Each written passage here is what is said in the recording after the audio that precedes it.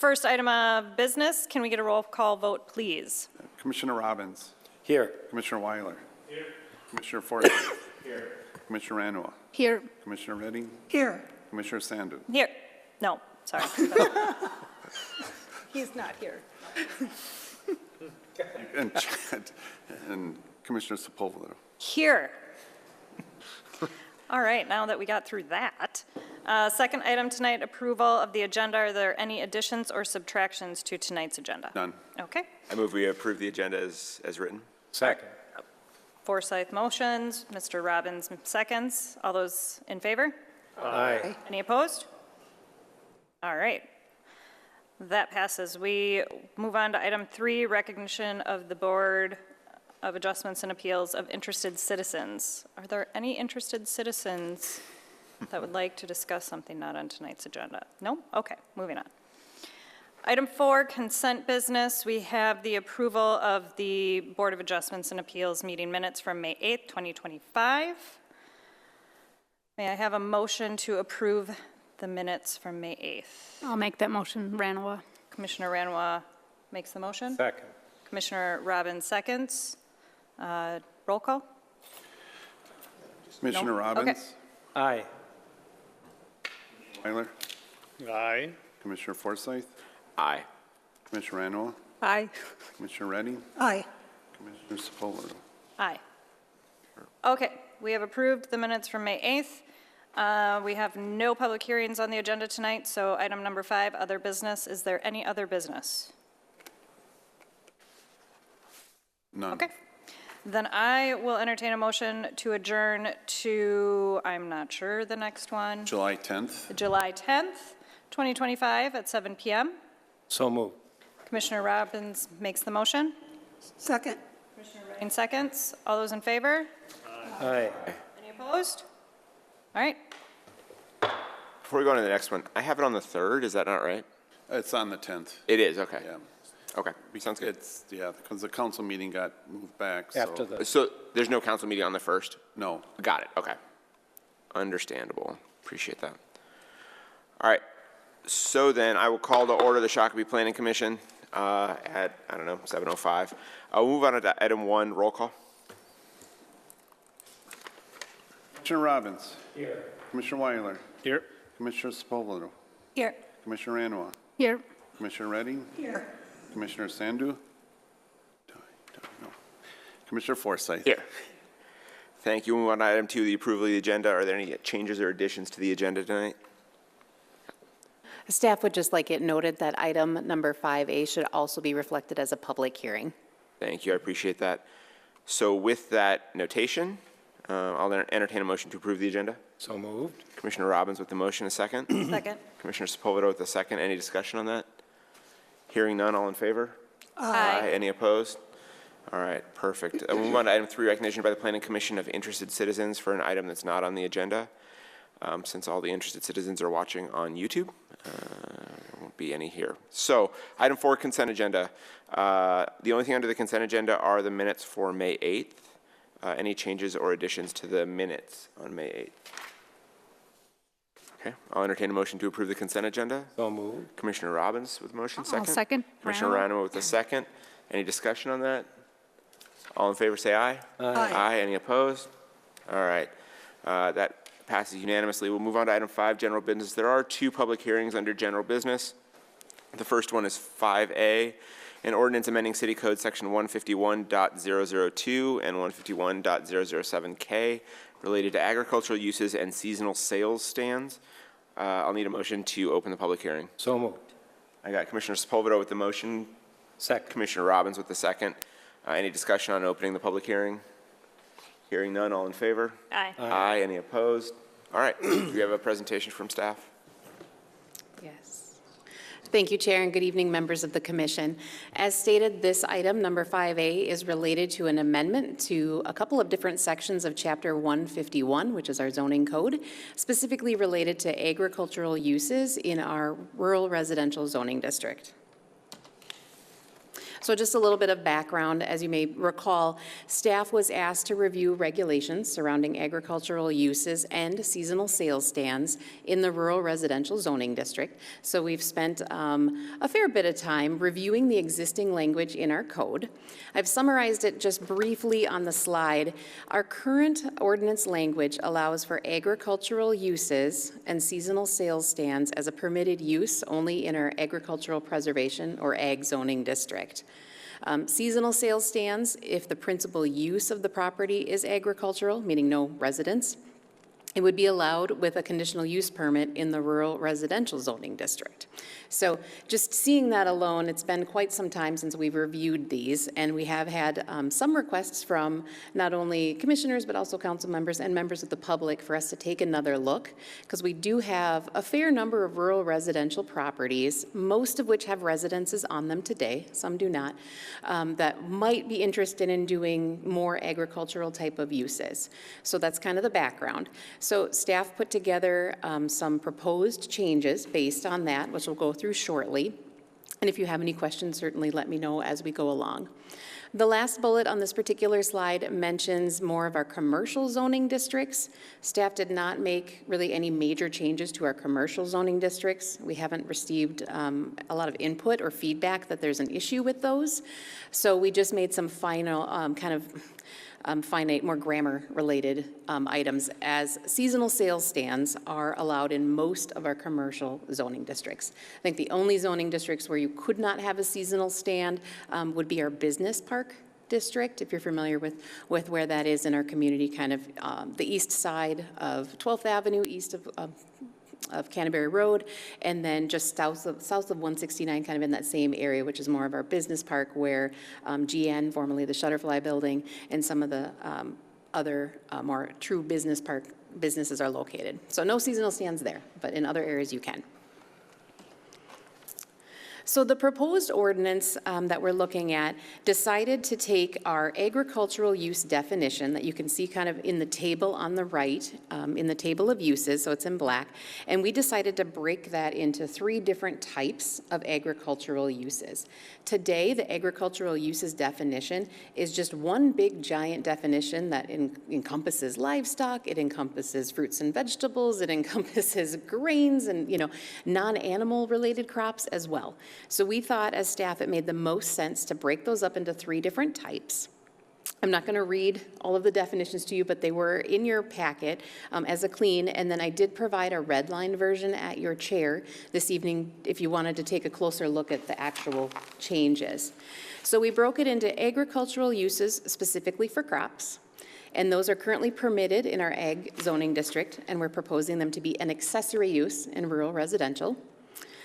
Agricultural uses of non-livestock, we wanted to say that would be permitted in ag, and then accessory in rural residential. And the intention for that one was more specific to poultry and bees. So again, not classified as cattle or large horses or large animal breeds, but specifically poultry and bees. So sorry, poultry and bees are the agriculture uses non-livestock? Correct. And would be allowed in rural residential? As an accessory use. Okay. Meaning you have a residence, on the property. Okay. And then the third agricultural related item was agricultural uses livestock. That's your traditional dairy, beef, cow, sheep, things of that nature. Larger animals typically that generate more odor and waste and things of that nature. So we said that should remain as a permitted use only in the agricultural zoning district. So essentially we added some definitions, and then we changed the chart that we were just talking about to reflect those items. And then in regards to seasonal sales stands, we added them as an accessory use in rural residential where they were not allowed previously. And then we modified the conditions as referenced by the subscript, the number 60. And I included beneath the table there kind of the conditions if someone wanted to do a seasonal sales stand. They would need to comply with the A through E items listed below the chart. And the thought with that is we wanted to be able to make sure we didn't have seasonal stands up year-round, because you're probably not selling products, like things you've grown, maybe not in December from your garden. And then we also wanted to make sure that we were not causing significant I don't want to say it, conflicts with accessory structure regulations, which typically are not allowed in your front yard. So these were written with a lot of thought and consideration for wanting to allow someone to be able to sell something they've grown on their property or produced, such as honey, from bees on their property, without, providing conflicts with other areas. So this is the changes to kind of the residential section. Is there anything that you would like me to clarify while we're at this point, or would you like me to continue? Just one quick thing, can you just make the distinction between what a permitted use and an accessory use? Certainly. Chair and members of the commission, so a permitted use would mean that's something that you can do like as a standalone use in that zoning district. An accessory use would be something that would be secondary to the principal use.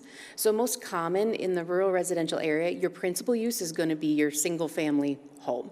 So your accessory use would be potentially a seasonal sales stand. Okay. Great, thanks. Ms. Chair. Mr. Robbins? Yeah, Amanda, what's the overall effect of this? Do you think of this as streamlining this, making it clearer? Does this increase the activity around this zoning? What's the overall effect? Sure. Chair, Commissioner Robbins, I think from a staff perspective, these proposed changes would provide more clarity for folks who might be interested in pursuing a seasonal stand or an agricultural use on a rural residential property. We are not eliminating anything that someone could do today on an agricultural property, but rather providing some more opportunities for someone if they're interested in that rural residential district. I do not know how many folks in town that might choose to pursue something like this. Only time will tell if the council chooses to implement these types of regulations or the proposed regulations. But I would anticipate there would be some people who might choose to participate and would be opportunities for them. Yeah. Mr. Chair, one follow-up? Yep. Have you gotten a lot of comments on this? Have people called you on this? Chair and members of the commission, I have not received many comments since the ordinance was published for review, and letting people know that it was going to be before the Planning Commission and ultimately before the City Council. But we have, as staff, received comments, I would say, in the last few months from both members of the public as well as, others that would be interested in us reviewing something of this nature. All right. Thank you, Mr. Chair. Commissioner Sepulveda? Do we know what the potential impact is from a percentage of the city that is classified as rural residential that could potentially benefit from this? Chair and Commissioner Sepulveda, I do have, let me see if I can grab I don't have a percentage off the top of my head of how much, property, for example, in Shakopee is zoned rural residential today, but I do have a copy of our zoning map, albeit kind of small probably, unless I zoom in a little bit. The areas that would be zoned rural residential today that would see this potential change would primarily be in the south portion of Shakopee, where we do have primarily larger lots, and then kind of on the east side, south of our industrial area, kind of southeast of the Walmart, Sam's Club, commercial developments there. That's typically where we have most of our rural residential, although there is a pocket here, kind of along Eagle Creek Parkway, that's also zoned rural residential, and the lots vary in size kind of in that neighborhood a little bit more. But that's where we would likely see this type of activity if a property owner wanted to pursue it if the ordinance was approved. Mm-hmm. Any other questions for city staff? Okay, I'll continue. Thanks. All right. So the other piece that I just wanted to mention was some minor changes to the commercial properties, like I mentioned earlier. We weren't changing any of the accessory use designations. Rather, we were clarifying and cleaning up a little bit of verbiage here about the seasonal sales stand for farm-produced items. And then we added, there was two of them currently in our code. One just said seasonal sales stand, and then one said farm-produced items. So we just clarified that the second one would be for non-farm-produced items, and the type of permit we see most often would be that for fireworks. during the, leading up to the 4th of July holiday is typically where we see that one utilized. Yes. Go ahead. Now, seasonal sale stands start in March or May and end in October, something like that? But you mentioned here, you say Christmas trees. So these stands could be up during the Christmas season? Stands for non-farm produced items in our commercial zoning districts, so for Christmas trees, fireworks, things of that nature, could potentially fall outside of the summer or the growing season. But those are also, like trees, for example, those are more of a long-term crop, if you will. Most folks aren't, harvesting them every single season. So they're a little bit unique. But the seasonal sales stands in the residential neighborhoods, which was the previous chart, those would be limited from May 1 to October 1. All right, thank you, Mr. Chair, thanks.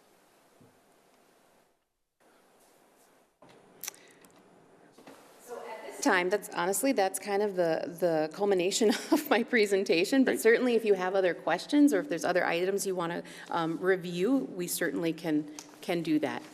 Thank you. Are there any other questions for city staff, even more generally? Thanks. I want to talk to you guys first and then maybe go back to the staff. And can we do that? Great. Yeah, yes. Let me first entertain a motion to close the public hearing, just because there's not anybody here that wants to talk, and then we have all the time in the world to talk among us. Mr. Chair, I'll move we close the public hearing. Thank you, Commissioner Robbins, a second. Second. Commissioner Sepulveda with the second. Any discussion on closing the public hearing? Hearing none, all in favor? Aye. Aye. Any opposed? All right. That did pass unanimously, but yeah, let's go ahead and discuss. I'm going to just pass out some information about a rural residential property that used to have a farm business that was on 1.8 acres, and just seeing the difference of what happened prior to 2019 and 2020, what's currently on the books and what's proposed, and what they were doing on their property. So I'll just... Was this submitted to the city? No, I okay, didn't know okay. what was going to be on the All right. agenda exactly, but... There you go. There you go. Thank you. Is there any way after the fact we could get, Yeah. like, the electronic version of this attached to the item on the agenda? I don't know if we can do that, just so it's out there for The people that public, want to look at yeah. it later. We could attach it to the minutes. There you to go. say Perfect. this was Great. distributed during the... Okay. during the You say what discussion. this is again, I didn't get that, so. Yeah, so this, this property is of somebody I know, not myself. This is a rural residential property on Marshall Road that's 1.8 acres. They, in the past, they no longer own the property. They moved in 2023. But prior to, they had a registered business with the Secretary of State, so they were farm business, and they even had the USDA, they were participating in USDA programs on their 1.8 acres. And so on their property, I lifted a chart, they had bees on their property, they had 21 hives, and then that little parentheses is what is allowed now on their property. With the current ordinance, they're only allowed 8 bees. So prior to 2019, 2019 was when the beekeeping ordinance was passed, and I would say all of us beekeepers who lived in rural residentials didn't think it was applying to us, so, and I wasn't really paying attention at that time. But anyways, so she had 21 hives. Currently, that amount would not be allowed. And then, with this proposed changes, nothing's changed there. But they do allow 8 right now. They do allow Yeah, 8. okay. And so this landowner also owned, so a beekeeper, you typically don't have, if you're running it as a business, you are not keeping all of your bees in one spot. You can only like pasture so many bees in one location. And so in this area, it's like about 20 hives, and then you need to find other locations. So this person had other locations that they were doing bees on. They processed all their honey and wax on this 1.8 acres, and they sold honey from that site. And so prior to 2019, that was allowed, but currently that's not allowed, because in the way the ordinance states, it says you can only sell honey or products from your hives that are on your property. So when you're mixing your honey, you're blending your honey with like all the other honey that you're harvesting, but that's currently not allowed, and the changes make no changes to that. This person had at the time 40 laying hens. Currently, they're only allowed 12, and there's really no changes to that. So the change is that they're now allowed to have 12 birds, and I didn't really follow the chicken stuff. So, Chair, Commissioner Ranawa, I think what you're referencing is the attachment to the packet that was more of kind of an informational item, and it was a clean version. I have the red lines, so if you want, Okay. I didn't want to put them both on your table at the same, if you want to take one and pass it down. I didn't want to muddy up the one that. So I have one that has red lines on it. Is that? It's a different, that's a It's different, an additional document. Got it. Oh, okay. Oh, I see what you're saying. Yeah. So the difference between the two is the first ordinance that was on your chair's ordinance ending in 17. Yes. That's the one related to the rural residential okay. agricultural use that you're acting on this evening. The one-page document that's coming around, that's red lines, is ordinance number 16, which is outside of our zoning code. Therefore, it does not require a public hearing. Does Okay. not come before this group. oh, right, okay. So it was added as an FYI because it's also talking about animals. More just to be aware that this ordinance number 16 is intended to go to the council kind of on the same schedule, but you do not see or typically get to Okay. Got make it. a recommendation because of, it lives outside of the zoning and subdivision So code. we don't have any Right. way to change the number of hives, the number of chickens in this group. Correct, but Got you it. as a resident certainly can, course, yeah, yeah. express your interest and comments and concerns and things of that nature. But I included it just because they are somewhat related, if that Yeah. makes sense. So the numbers that you're referring to, Commissioner Ranua, as far as the 12, it's on the back side. Without getting into too much detail, we reviewed the chicken numbers and things, and we have had some requests in the last year, I would say, that of folks that have more than the 5. And honestly, it's not even the chickens per se, it's other types of poultry where that issue has come up. And so what we said was maybe it makes sense to review this at the same time, and maybe instead of just having 5 hen chickens allowed on any property in the city of Shakopee, we should look at lot sizes and things of that nature. So that's what sparked the top chart, if you will, on the back side, to say if you have a lot that is in the rural residential zoning district, specifically, that is less, or 9.99 acres or less, you can have 5. If you have 1 acre or more, you can have up to 12 poultry. So this ordinance is also changing it to say from hen chickens only to poultry. And then there's a definition of what is poultry. So potentially ducks, geese, and other types of fowl, I guess, so maybe without saying poultry again, that would be allowed. But not turkeys, because turkeys are livestock. Because right, so in the packet that we got. Correct, turkeys are livestock. Okay. Okay. Yes. So turkeys are not poultry by the definition of You're the zoning correct, turkeys code. are not poultry. That's right. So, yes, so many animals. That's right. So the intention was to try and take another look at these regulations too, to provide some additional flexibility for folks who want to do something other than just hen chickens. But you are still allowed to have hen chickens, no roosters, so no change to that. And again, trying to give people with more acreage and more land in theory to use the opportunity to have more. But you are correct, Commissioner Ranaway, we are proposing to limit it to 12 in the rural residential zoning district specifically. Mr. Chair. And that would be something you'd want to go to city council and talk to them about. That's not something we can change here. Correct. The Planning Got Commission it. is not being asked to make any Got it, changes yes. to this document ending in 016. Okay, that makes sense, so I Love it. won't talk about chickens anymore. Sorry, so, well, no, I wanted to understand what the intent of the document was. Yeah, and let me go on to then vegetables here. On this one, so this person had a vegetable production in the ground and then vegetable production within something called a high tunnel, and a high tunnel is where it's covered in plastic, but you're growing in the ground, so it's like a greenhouse, but you're growing in the ground. And it just wasn't clear to me, like, whether this is allowed. So when we talk about agriculture use, it says field crops such as barley, soybeans, corn, hay, oats, potatoes, rye, sorghum, and sunflowers, which is not vegetables, except a potato. So all of those crops that are listed, those are crops that are profitable at a large scale, so on something like 40 acres or more. So she was running a profitable farm, and you can grow a lot of food on 1.8 acres. And she's very close to the hospital. You had people who are CSA customers, from there. But I'm just looking at this list of field crops, and it's like, is this even allowed? And then other things that you could be potentially growing on the property, you could be growing mushrooms. They're not something that you're growing in the field. You could be doing native plants, doing plant starts.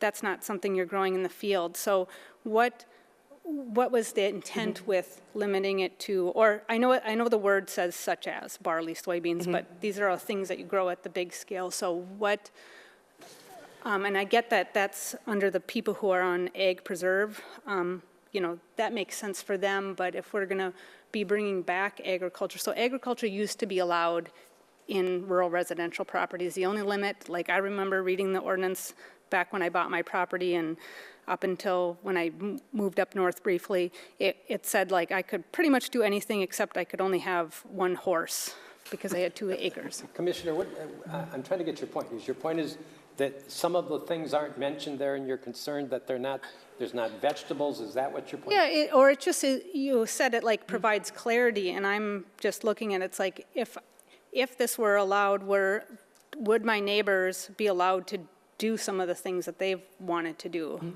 And I'm not Are you seeing suggesting additional clarity? maybe reducing naming of crops. I mean, and one thing I think was when we passed the cannabis ordinance, I did ask about, because you can grow cannabis out in the field. You don't have to grow it in a building. But what Kursky said back then was, we're not allowing that. And so maybe clearly state that agricultural use is not allowed in either ag preserve or in rural residential. But yeah, just being very clear about what can be grown. And so Okay, so, sorry, just for the clarification for the minutes and for a potential vote, could you specify the clarifications you're asking?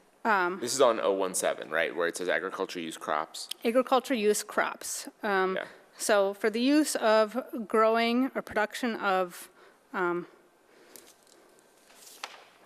agricultural plants, and then you guys remove livestock. So yeah. Well, here's a question, right? So this agriculture use crops is talking about field crops, right? And in my mind, again, didn't grow up as a farmer, that is the corn, the wheat, the soybeans, whatever. But vegetables and like fruit trees Is that what are they just mean? not crops in my mind. Is that That's what a they different. mean by semi-permanent crops? Well, trees would be like trees, right? But what about if somebody? Trees, but it says grapes and. I know, but what if somebody wanted to grow carrots? Sure. I was going to say, Chair and members of the commission, these are all great points. When staff was working on dividing up these definitions, it wasn't the intent to say someone cannot have a vegetable garden. Right. That was not the intent. So I appreciate your comment, because I do think we can go back and massage that language a little bit so that it doesn't prohibit someone from having a garden, and potentially a very large garden, on their property. So that definitely is something that we, as staff, should look at before taking it to the council, because it wasn't our intention to prohibit gardens. And we don't actually regulate gardens in the same sense as far as in the front yard or what you're growing. Cannabis is a whole different topic that I'm not necessarily going to touch on here, but also a good point to note that we should provide some direction related to that topic as well, because it could be a footnote. See cannabis section. One other thing, I did want to, on all of these crops, livestock, non-livestock. So there is sort of a difference between doing it for your own personal use and doing it as a commercial use. And so I remember like when that person came with the duck issue, we didn't specifically at that time have ducks in there, and we weren't talking about ducks, we were talking about fencing. But because ducks were specifically not mentioned in livestock in our current thing, it was like he couldn't have the ducks. And so if I'm like, well, not me, if my neighbors want to do a mushroom farm and we don't have mushrooms listed, and we, somebody could say, well, that's not a field crop, so you can't be growing mushrooms. Chair and Commissioners, I think in response to that, if someone brought us an item, for example, if they wanted to grow, let's use mushrooms as an example, I believe what would happen, like we would do with other sections of the code, it would be up to our zoning administrator to make a determination of the intent of the ordinance to say, okay, mushrooms are just like our friends, the carrots, and they're going to be allowed, and it's okay because it's a garden and things of that nature. So it's difficult to write an ordinance to cover. Sure. It would be a million pages long if we had to list every vegetable or, fruit or item, things like that. But I do appreciate your questions because it's important, I think, not only for the commissioners and the counselors to understand, but also the viewing public, that we are not intending to exclude, like you said, a certain vegetable from the list, but a matter of needing to write it such that people can be aware that if they do have something, they should, work with our zoning administrator to make a determination. But it does sound like from the city's point of view, radishes, peas, tomatoes, those aren't considered crops and wouldn't be, they wouldn't be sort of taken care of as crops under this ordinance, right? Chair and Commissioners, correct. So I think staff would like to maybe relook at that, and perhaps we can use another word or another description to make sure that we are still allowing for corn and soybeans, which are typically a larger scale crop, but also someone who wants to grow sweet corn in their backyard alongside peas and radishes and petunias or whatever it is that they're choosing to grow. I've got a couple things. So Amanda, let me understand. You're going to take some of the comments that were made tonight, some concerns, and you're going to massage this language a little bit, try to make it clearer for the council. That it's going to go to the council.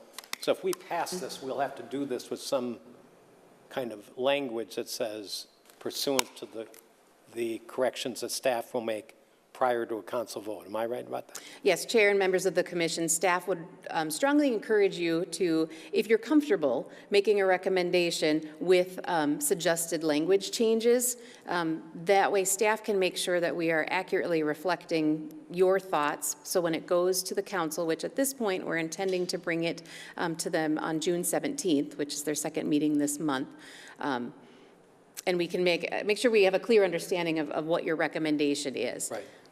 If you're not comfortable with that, well then, we would just need to bring it back before you if there were significant changes that you wanted to see before the council. I, for one, am comfortable with that. I wanted to, Mr. Chair, if I could ask just one other thing of Commissioner Ronwa.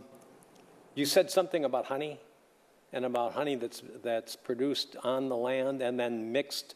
I didn't get that. Yeah, so in a couple things, and it's like in this, I think it like in the 016, there's something about, it might have been in something else, but it's like you can only do stuff that's produced on that property.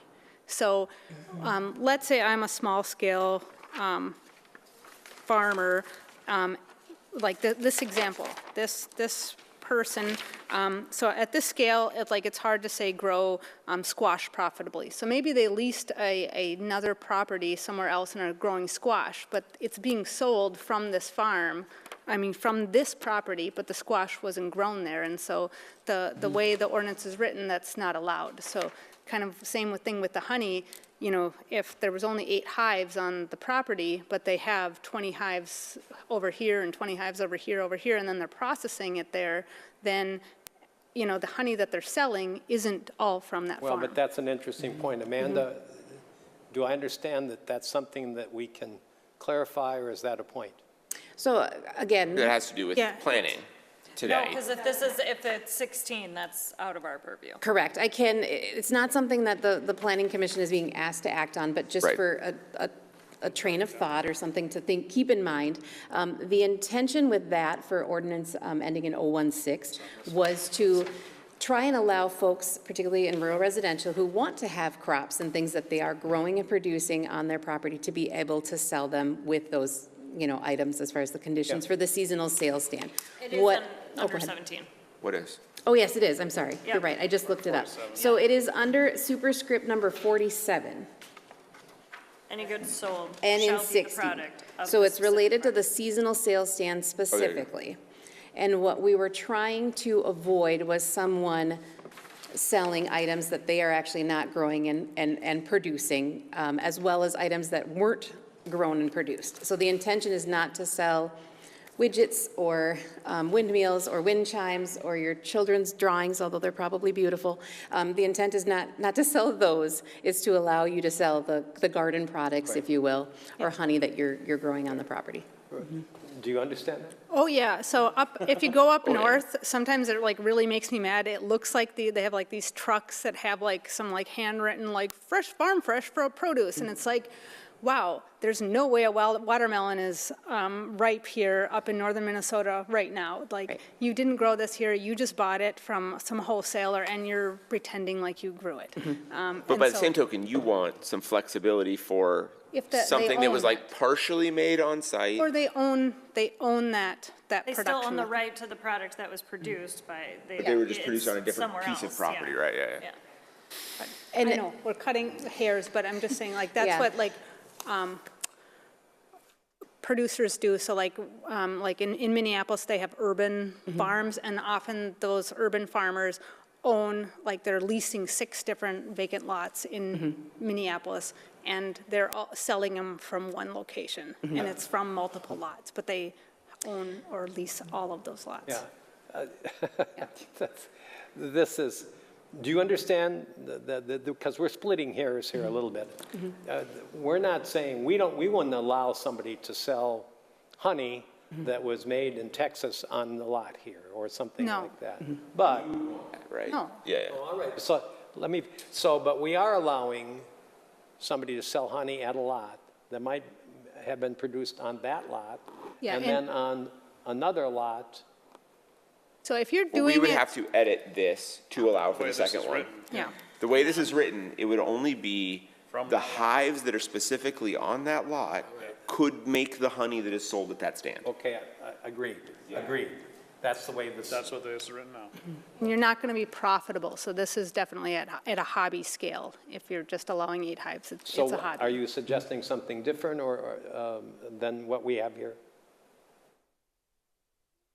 Yeah, maybe I'm suggesting owned by the property owner, or, yeah. All Sorry. land owned? So- However we word it, like, what's the thought from the city's point of view about something like that, right? Somebody who, for whatever reason, right, in this case, it's because bees can only have so many hives in one spot, geographically, physically, biologically, whatever, that maybe you have to grow some of your own honey with bees you own at just a different piece of land. Chair and members of the commission, the staff's intention was that to keep this more on, I would say, the hobby level, even though the word hobby is not in the ordinance. I think that was staff's intention. Okay. If it's an operation that is at a more commercial level, then maybe a seasonal sales stand through our permitting like we do for fireworks or Christmas trees might be a better fit. Now, again, we aren't writing this specifically for bees per se, no, right. but I understand where you're coming from, that bees might be one example or a good example as far as where that may not work for someone.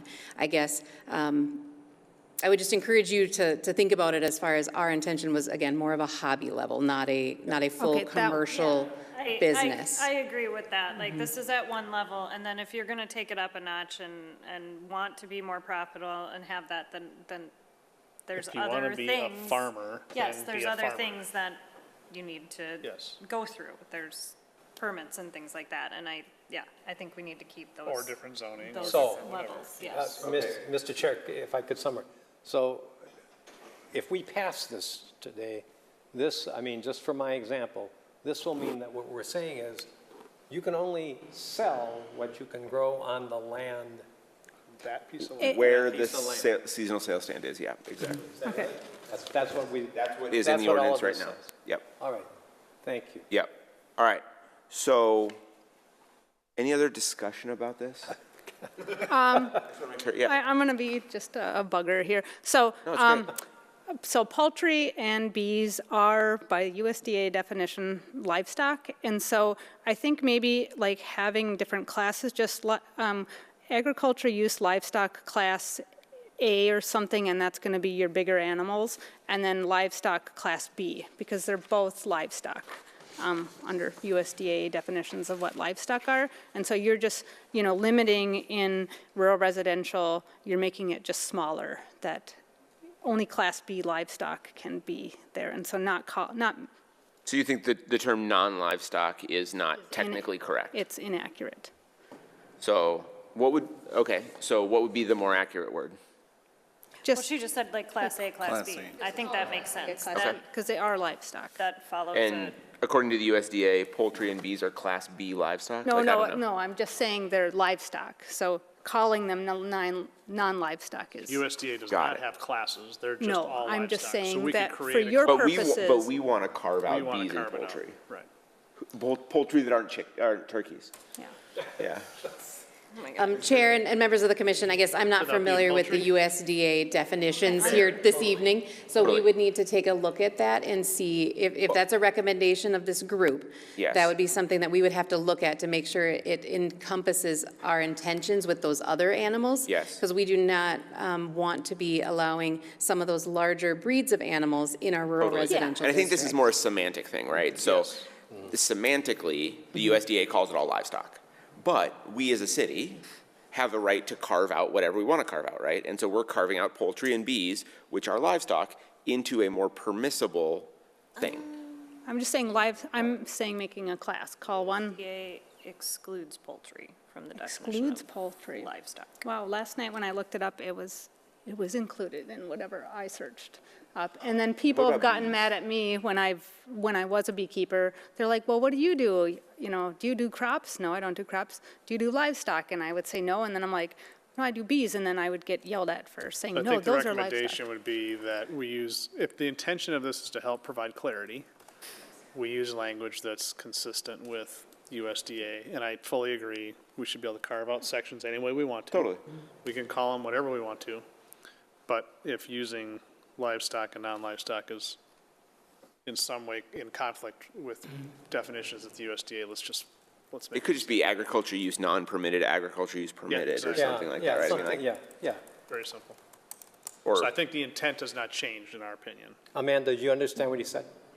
Yes. Understand this? Yes, Chair and members of the commission, I will just have to go back and look at those definitions, familiarize totally. myself with them, and then work with staff as far as what is the best way to move forward. Love it. Based on this recommendation. But when, or if you're comfortable making a recommendation, when we get to that point, please include the different suggestions that we've Yes. kind of talked about here, just so we don't miss anything. and it sounds like, if I'm keeping track of it, so far suggestions would be a little more clarity about crops, right? Crops versus vegetables versus whatever. And then this definition of livestock versus non-livestock, bees and poultry Bees versus are other. classified as livestock. Honeybees are classified Great. as livestock.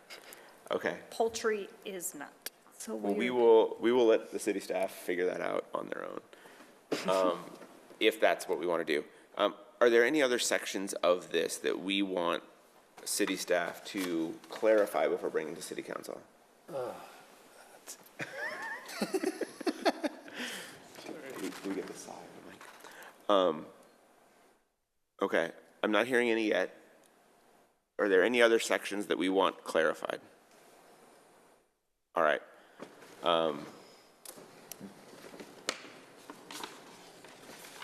So, Well, we've all been right. discussing this. Yeah, Ms. Chair.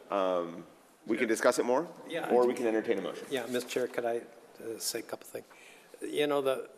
First of all, good work, Amanda. I'm sort of confused a little bit. We've passed motions before that have been conditional on certain things, but what, Josh, you were really suggesting is we go ahead and pass this, but then we say staff is going to rewrite some of it or clarify some of it. With Right, that regards would to be, livestock. that would be included in the motion we pass, right? Motion to pass ordinance, dash 017, pursuant on staff making clarifying adjustments to the kind of crops and the definition of livestock, or something like that. Do you understand that, Amanda? Yes, Chair and members of the commission. I mean, I'm That- not making the motion, that I'm would just be saying, like, appropriate. that No, seems I- to be kind of where we are. No, that's why I'm Yeah. discussing it. So Yeah, it's, as long as the staff understands what we want. And so what we have before us will be a little different when it goes to the council pursuant to those two things, right? Right. Yeah, and we've done that before, right? When, a draft of something doesn't exactly meet what we want, No, I know. or city staff says, you know what, that's not as clear as we want it to be, or whatever, yeah. So, yeah.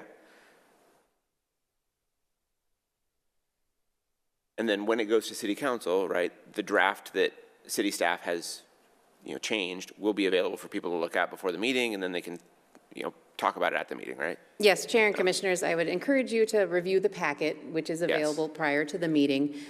If you have additional questions and concerns, obviously, as a resident, you can come and participate in that conversation, at this side of the table, if you would like, or certainly if you have other questions, comments, and things like that, you can submit them to staff before the meeting as well. Yeah. Mr. Chair, can I ask one more? I don't want to put extra work on you, but is it possible for you, when you've got this set, to send us a copy by email?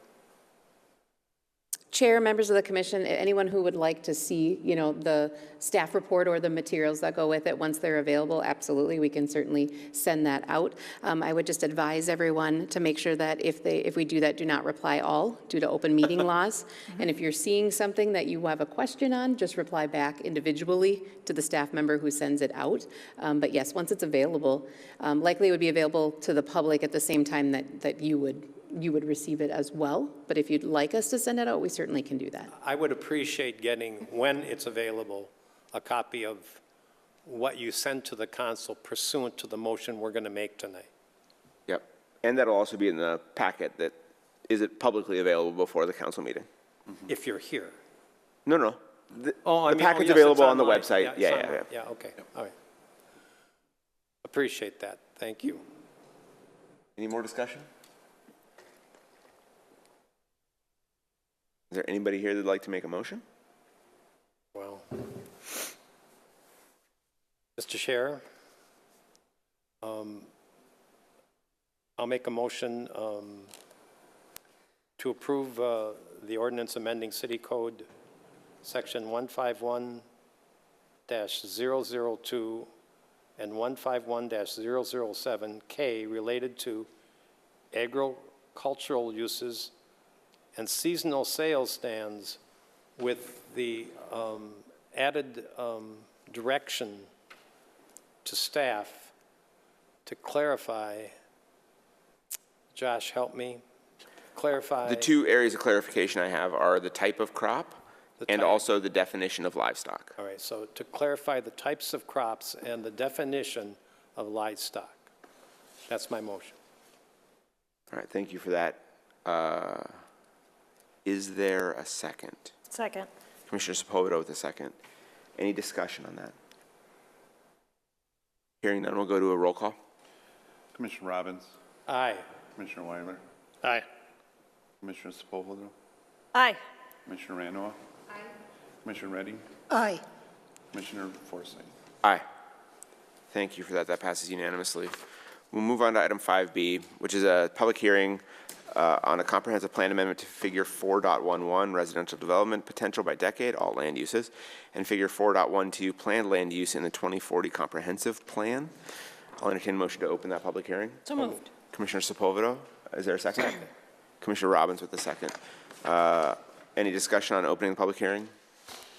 Hearing none, all in favor? Aye. Any opposed? That passes unanimously. Is there a presentation from staff on this one? Chair, members of the commission, there is. Just one moment.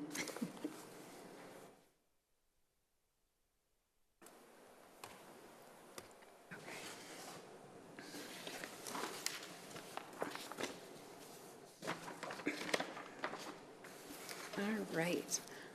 Thank you for your patience while I get those notes jotted down. So as you stated, the second item is also a public hearing related to a comprehensive plan amendment.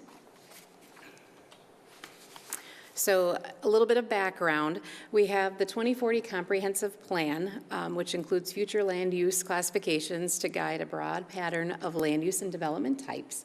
This is a document that you guys are heavily involved with reviewing and approving when we do updates every 10 years. And actually that update is just quickly approaching us, and you'll be seeing more of these items for the 2050 comprehensive plan in the coming 18 months or so. So in the meantime, from the date that it's adopted to the date you adopt a new one, there are often amendments that are necessary. And those amendments come as development plans evolve during the life of the plan, or the community's goals and policies might be shifting throughout that 10-year period as well.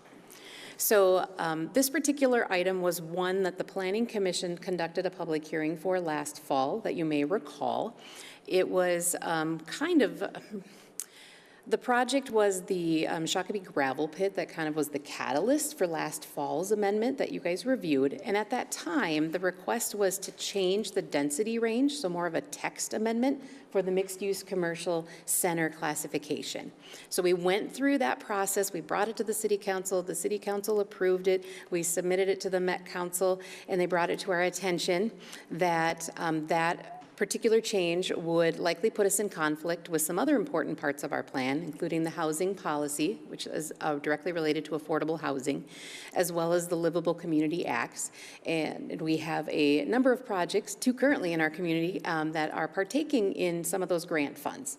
So it was unfortunate that that was not brought to our attention during early conversations, but we met again a couple of different times and said, okay, let's pivot. Let's come up with another option that will allow us to accomplish meeting our residential density goals for this gravel pit redevelopment project, but not have any negative impacts on the housing policy plan or any grant funding or individuals who might be looking to obtain grant funding in the future.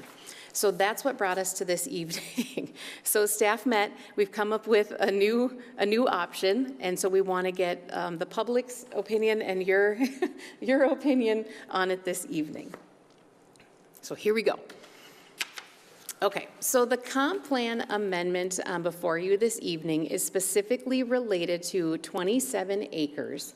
And on this diagram, the left side is the existing planned land use.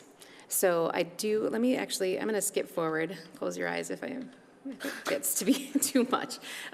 So right now, this document is our current planned land use map, taken right out of our 2040 comprehensive plan. The area that we're discussing this evening is over here, kind of in the middle. Some of it's this reddish color and some of it's this olive green. As you may recall, we have the Eagle Point Estates was what it was platted as, but a project to redevelop our 141-acre gravel pit site, which is the area in question.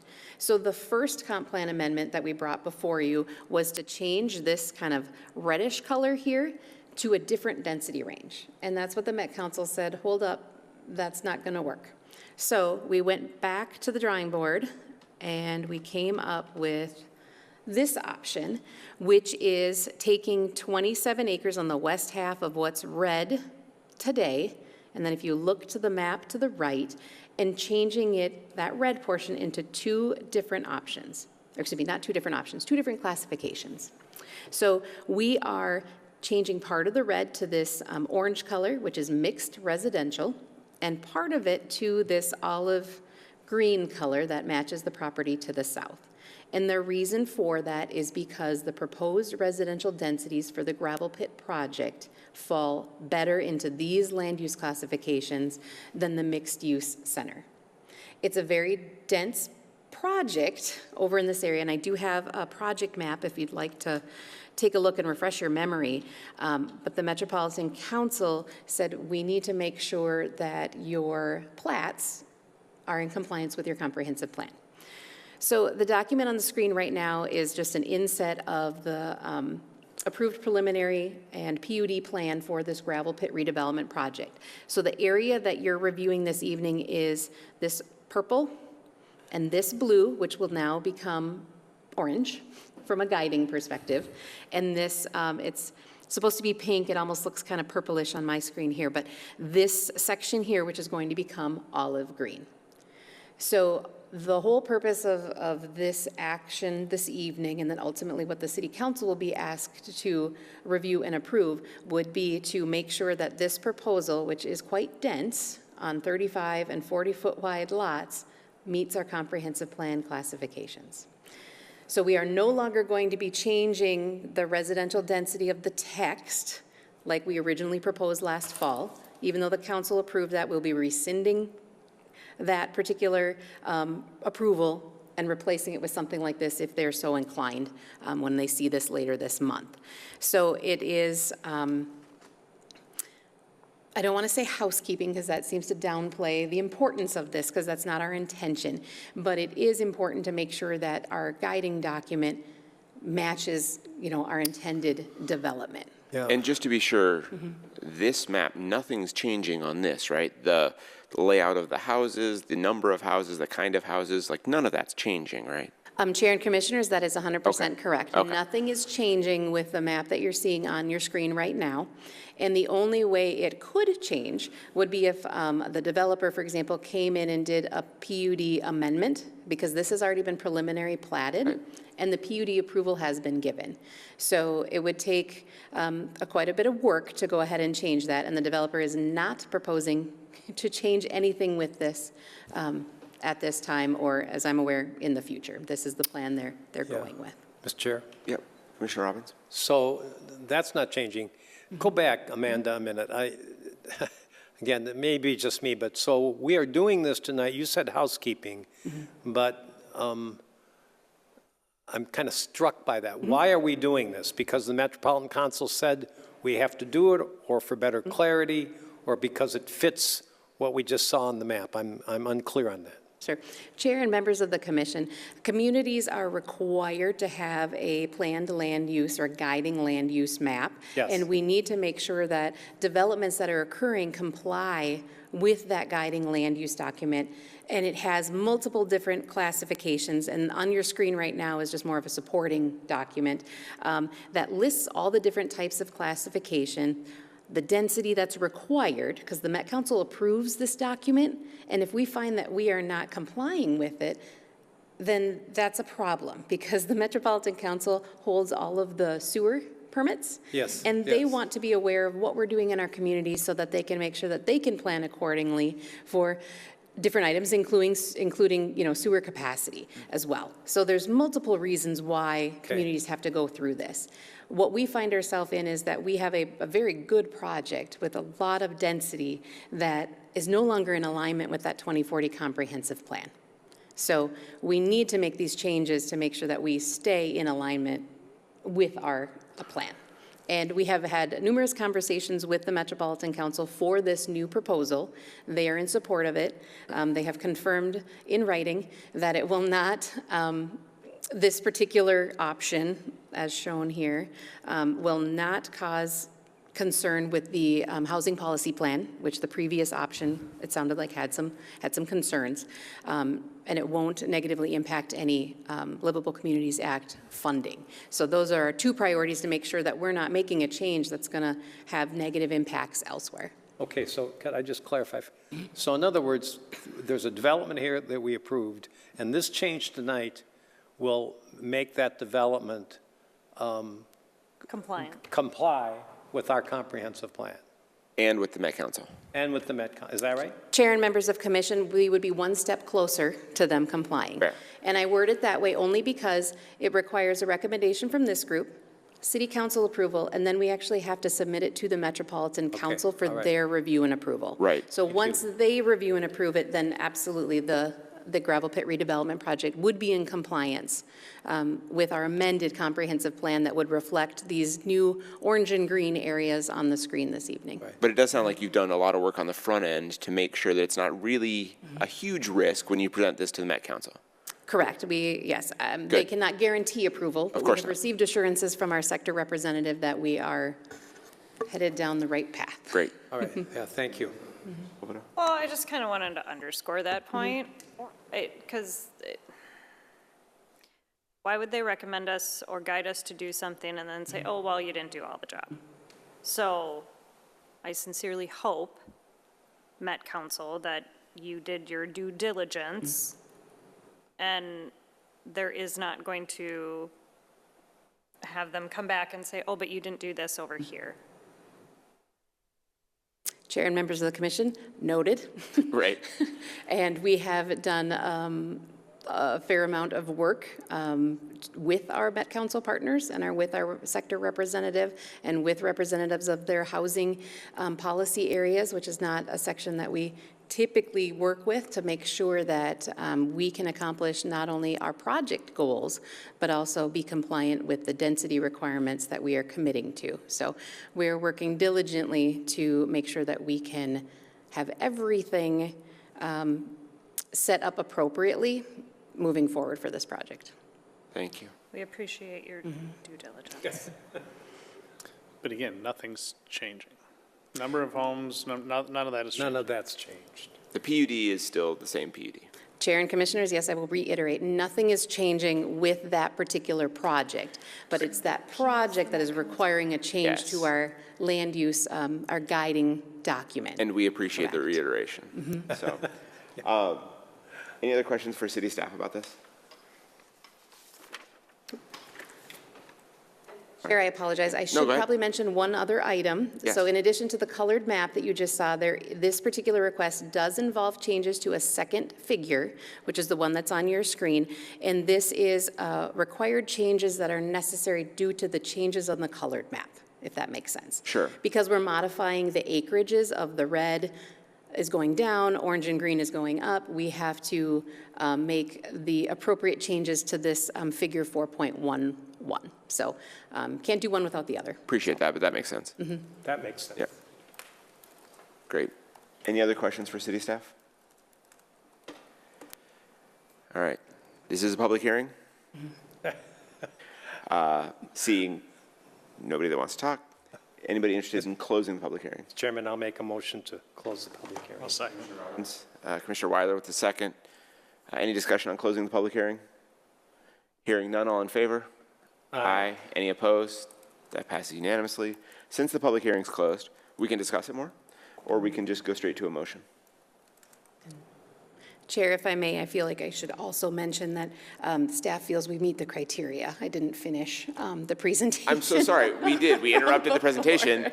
If there's more, we've got all the time in the world. Nope, for the record and for our viewing Yeah, yeah, audience yeah. at home, I wanted to let them know that staff did review the criteria that is required for a comprehensive plan amendment. We do feel that we meet more than one of these criteria. And I think it is important to mention that the comprehensive plan is not in error, so it's not a mistake. It's just something that, as we mentioned in the beginning, as projects evolve and development occurs, amendments are needed. So that's where this is coming from. And again, staff is in support of changing both of those figures as described. And this would be intended to go to the City Council on June 17th, if you feel inclined to recommend it move forward. Thank you. Any more discussion about it? Anybody interested in a motion? Mr. Chairman, I'll make a motion to approve and forward to the City Council the comprehensive plan amendment to figure 411, residential development potential by decade, parens all land uses, and figure 412, potential planned land use in the 2040 comprehensive plan. Thank you. But before we do that, I think the action was more specifically about re-guiding to specific parcels and amending. It's the action to be considered right underneath that on the item. So we might want the motion to reflect that rather than just the title of the item. So if you look at the actual item online, the action to be considered is recommending approval Oh, wait, yes, excuse me. of the amendment to re-guide. Yeah, Yeah. let me go back, disregard that.